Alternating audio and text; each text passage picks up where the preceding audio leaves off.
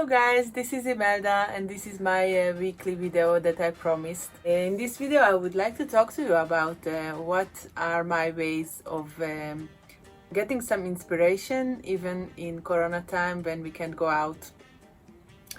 So I have like 5 little tips that I do for myself at home, and I find them very helpful when I feel like I don't have any idea what to do, or I just have like the beginning of some idea and I don't know where to go with that and I feel kind of stuck.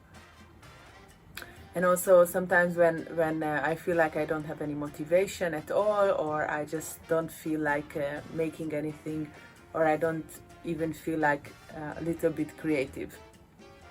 There are these Corona days when I just woke up and I felt like I don't know how to start. So these things help me to get started. So the first thing is, let's go. Try something new. Try something new to do at home.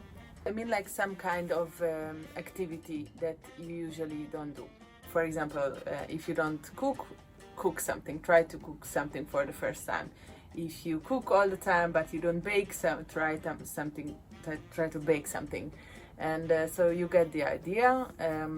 For me, it even can be like some kind of a physical activity, like a workout, a special kind of workout, or actually any kind of workout, because lately I don't really work out at all.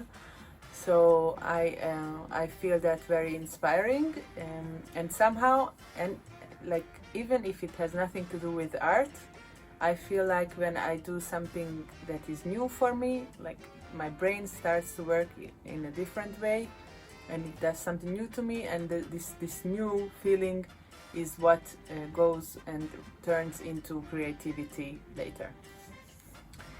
The second thing I do, actually I do this quite a lot, even not in Corona time, but I like this playing tip, is to play with myself some kind of cards, not like regular playing cards like rummy or something like that, but or poker, but sometimes some kind of intuitive cards, or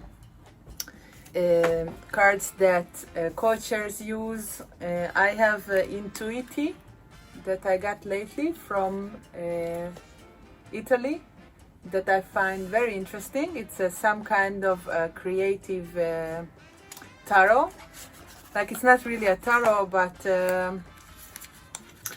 like the base for it was tarot, and then they turned it to something like visually aspiring, and something that gives you like associations. You look at a card, and then you think about something and try to connect two cards, and then you can even read a little story about it, and then somehow you start to have new connections in your brain, and start to like get a story in your mind somehow, and that helps me to visualize things that was hard for me before.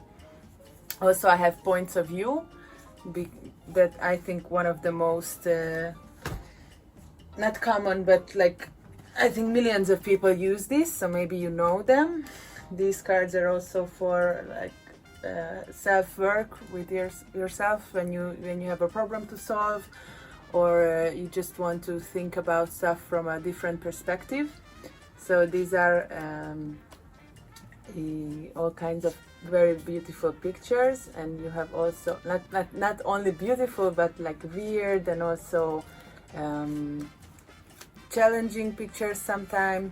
And then you have also a word underneath the picture that when you see it the first time, sometimes the picture has nothing to do with the word, and that what like makes your mind to think in a different way, and this helps me also a lot. And also I have actually a few more, so it doesn't really matter what kind of cards you use, but something that helps you to get a different perspective, or just a new idea in any way about something that you already have in your life, and you thought you can see it in a different way. Sometimes I would ask a question about how can I do something better, or how can I solve this problem that I know I can't solve for years, but even just asking a question somehow sometimes helps to try to get a new idea. And I think this thing of trying to get a new answer for an old question also does something to my brain to get new ideas. So this was the second one. The third one is play a game with yourself or with somebody else of association. Actually, I don't have time to tell you about my association game because it would be like a very long video. But next week I'm going to explain you about my association game that I learned when I was 16.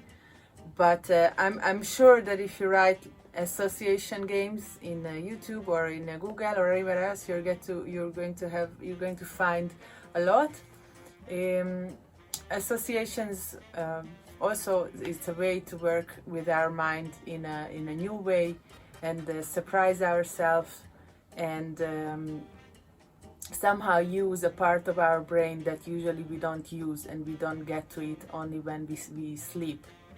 So it's somehow, from here you get ideas from a different part of your mind, and it's very exciting actually to also sometimes find out something new about yourself while you are playing an association game. So that is 3. The fourth thing is try a different kind of art that you usually do. For example, I mostly sculpt. I'm a ceramicist, but sometimes I would draw or try something totally different that I've never tried before. Of course, it's something like doing the first, like my first tip was to try out something new. But somehow, sometimes when I try out a new artistic medium, at the end I find out that I can connect this kind of artistic medium to my sculpting. I give you a very weird example.